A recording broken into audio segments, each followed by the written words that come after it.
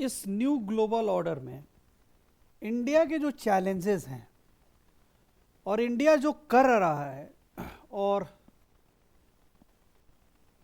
India जिस तरह से पावर बैलेंस कर रहा है या यूएसए के साथ, रसिया के साथ, चाइना के साथ, तीनों से बैलेंसिंग एक्ट करता हुआ अपने भलाई में जो चीजें हो सकती हैं वो सारी चीजों को कर रहा है। उस चीज को समेटने के लिए, आंसर राइटिंग के लिए हमने बहुत एक अच्छा ये स्टेटमेंट है, इस स्टेटमेंट को आपको कवर करना चाहिए।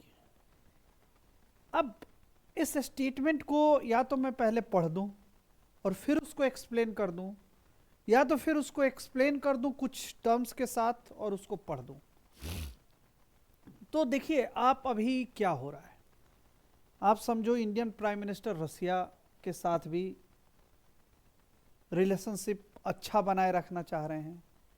इंडिया के पास पाकिस्तान तो अब उतना बड़ा चैलेंज नहीं रहा, लेकिन पाकिस्तान भी एक क्रिटिकल नेबर है। अफगानिस्तान के साथ हम इंगेज हो चुके हैं, तालिबान के साथ टॉक्स में हैं, ईरान के साथ हम वो पोर्ट बना रहे हैं, चागवार पोर्ट, जहां पर अफगानिस्तान को वहां से सप्लाई देंगे कि अफगानिस्तान को सप्लाई के लिए जो पाकिस्तानी पोर्ट के ऊपर डिपेंडेंसी है वो खत्म हो जाए। इजराइल के साथ हम खड़े हैं। इसके अलावा चाइना के साथ आफ्टर टेंस बॉर्डर कंडीशन हमारा ट्रेड चल रहा है। यूरोपीय यूनियन के साथ हम फॉरेन ट्रेड एग्रीमेंट में जा रहे हैं। ब्रिटेन में जो पुरानी गवर्नमेंट थी उस गवर्नमेंट के साथ भी हम फॉरेन ट्रेड एग्रीमेंट के लिए बात कर रहे थे, और नई गवर्नमेंट जो उन्होंने, जिसको आप बोलते हैं नई गवर्नमेंट आई है, तो उनके साथ भी वो एफटीए के लिए हम जा ही रहे हैं। फ्रांस के साथ हमारे रिलेशन और ज़्यादा मजबूत हो रहे हैं, not only in terms of जो हमारा कोलोब्रेशन सिर्फ मिलिट्री टाइज तक नहीं है, उसके ऊपर हम जा रहे हैं। यूएसए के साथ, यूएसए प्रेसिडेंट के द्वारा बार बार ट्रेड बार की बात कही जा रही है या ज़्यादा सरचार्ज की बात कही जा रही है, टैक्स की बात कही जा रही है, लेकिन इंडिया की तरफ से ऑफिशियल कोई स्टेटमेंट नहीं आया है। कुल मिला जिलाकर इंडिया बैलेंस कर रहा है। तो इंडिया का जो बैलेंसिंग एक्ट है वो बैलेंसिंग एक्ट सिर्फ इंडिया के पॉलिटिकल इंडिपेंडेंस या इकोनॉमिक स्ट्रेंथ या जो best possible use of given situation है वो उसको देखते हुए, और एक चीज तय है कि इंडिया अब उस तरह की कंट्री नहीं रहा आफ्टर 2014 कि वो मतलब अपनी बात, यानी अपने जो अपनी बात है वो भी रखने में उसको हिचकिचाहट हो या बहुत स्ट्रांगली अपनी बात ना रख सके। तो इस तरह की चीजें हैं। तो ये स्टेटमेंट है, थोड़ा सा इसको पढ़ते हैं। मैं थोड़ा सा पीछे हटता हूं, आप भी देखो। It has to steer itself through the pulls and pressure brought to bear upon it by other power, especially the great powers. तो the great powers means USA, and the great power का जो दबाव है उस दबाव को हमें झेलना है। लेकिन अब यूएसए में भी इंडियन इंटरेस्ट की कॉस्ट पर हम कुछ भी ऐसा नहीं करने वाले हैं या करता हुआ दिख रहे हैं जिसकी वजह से हम कह सकें कि हम किसी बड़े देश के या ग्रेट पावर्स के दबाव में हैं। As best as it can in order to achieve its goals, national security, political independence and economic strength, हमारे 3 गोल हैं। और हमारी जो फॉरेन पॉलिसी है वो मेजरली इन्हीं 3 चीज पर है, नेशनल सिक्योरिटी, पॉलिटिकल इंडिपेंडेंस और इकोनॉमिक स्ट्रेंथ। देखो, नेशनल सिक्योरिटी का मतलब है, आप नॉर्थ ईस्ट की कंडीशन देखो, कश्मीर की कंडीशन देखो, पंजाब की कंडीशन देखो।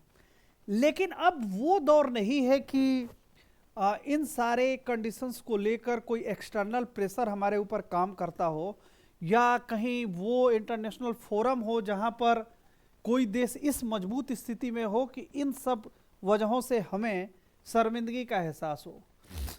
इसके अलावा it has to make best possible use of given situation over which it has little control.